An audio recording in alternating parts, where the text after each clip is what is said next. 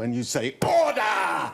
Order! Do you do a warming up with your voice? No, I've never done a warm-up in my life. Ah. It's just very much embedded in the British political and parliamentary culture that every sitting day in the House of Commons starts with the Speaker saying, order, order. Yeah. In other words, it is almost as though it were a tick. It's a ritual, it's a habit. Right. There does not need to be disorder right. for the Speaker to say order. It is just the means by which we start the day. It confirms that the proceedings are opening. It's so like saying do I good morning. rehearse it? Do I practice it? Do I stand in front of the mirror Well, saying order? No, sometimes absolutely not. Never have done and never will.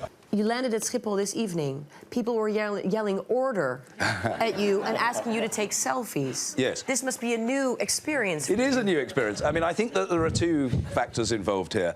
One is of quite long standing, and that is that for 30 years, the House of Commons has been televised, not just radio broadcast, but televised. So for decades, the Speaker has been a more visible and recognisable figure in British politics than was the case in the 1970s or the 60s or the 50s. So it's not entirely recent. A huge margin, the number of people watching parliamentary proceedings has risen. It has risen exponentially. It's crashed all previous records.